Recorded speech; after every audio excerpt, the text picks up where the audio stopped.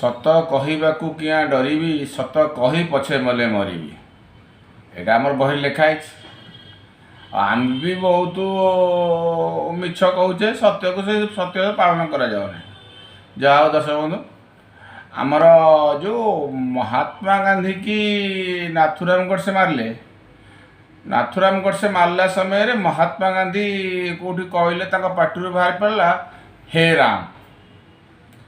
ଯେ ମୋର କଥା କ'ଣ କି ମୁଁ ବୁଝିପାରୁନି ଯେ ହେ ରାମ ମହାତ୍ମା ଗାନ୍ଧୀ କହିଲେ ମଲା ସମୟରେ କିମ୍ବା ଗୁଳି ବାଜିଲା ସମୟରେ, ସେ ସମୟରେ ଏ ମହାତ୍ମା ଗାନ୍ଧୀର ପାଟିରୁ ବାହାରିଲା ଏଇ ହେ ରାମ କିଏ ଶୁଣିଥିଲା?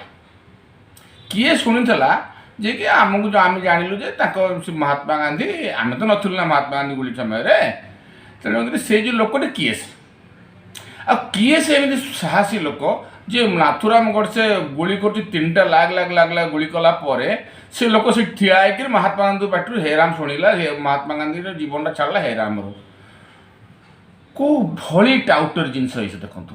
ଗୋଟେ ସାଧାରଣ ଜିନିଷ ଯଦି ଆମର ଗୋଟେ ବିପଦ ଆସେ, ଆମ ଉପରୁ ହଠାତ୍ ଅଲ୍ ଅଫ୍ ସଡନ୍ ଗୋଟେ ବିପଦ ଆସିବ, ଆମ ପାଟିରୁ ଧର ଆମ ଓଡ଼ିଆ ଲୋକ ତ ଆମ ପାଟି ହେ ବୋଉଲୁ, ବାପରେ ବାପ, ଏଇ ଟାଇପ୍ର ଶବ୍ଦ ବାହାରିବ।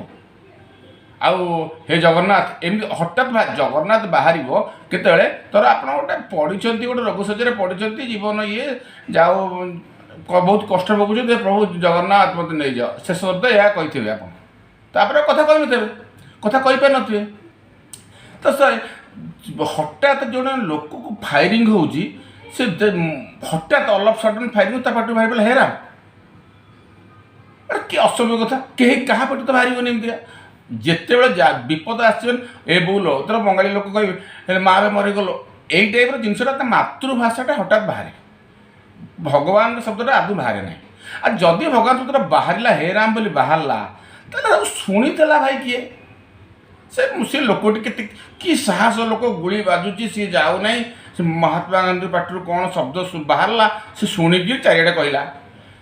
କେତେ ଭାଇ ଭୁଆଁ ବୁଲେଇବ, କେତେ ଭୁଆଁ ବୁଲେଇବ? ଗୋଟେ ମିଛ କଥା ଗୁଡ଼ାକୁ ଗୋଟେ ମାନେ 60 ବର୍ଷ 70 ବର୍ଷ ହେଲାଣି ତମେ କହି ଆସୁଛ ଯେ ମହାତ୍ମା ଗାନ୍ଧୀ ପାଟିରୁ ହେ ରାମ ବାହାରିଥିଲା।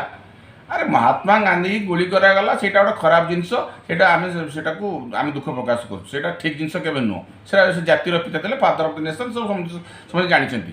କିନ୍ତୁ ତାଙ୍କ ପାଟିରୁ ବାହାରିଥିବା ଶବ୍ଦଟା ହେ ରାମ ବୋଲି କାହିଁକି ତମେ କହୁଛ?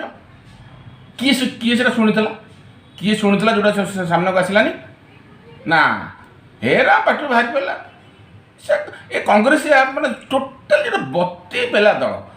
ଆମ ବାପୁଙ୍କ ପାଟିରୁ ବାହାରି ପଡ଼ିଲା ହେ ରାମ। ଆରେ ବାପୁ, ସିଏ ତମର ବାପୁ, ଆମର ବି ବାପୁ, ସେଇଟା କଥା ନୁହଁ। ଦେଶର ସେ ଫାଦର ଅଫ୍ ଦ ନେସନ୍। କିନ୍ତୁ ମିଛ କଥା କାହିଁକି କହୁଛ? ସତ୍ୟଟାକୁ ସାମ୍ନା ଆଣୁନ। ସେ କ'ଣ କହିଥିଲେ କି କ'ଣ ଇଏ କଲେ, ଏକ୍ସପ୍ରେସନ୍ ତାର କ'ଣ ଥିଲା, ଶେଷ ମୁହୂର୍ତ୍ତର ଏକ୍ସପ୍ରେସନ୍ କ'ଣ ଥିଲା, ସେଇଟା ନାହିଁ।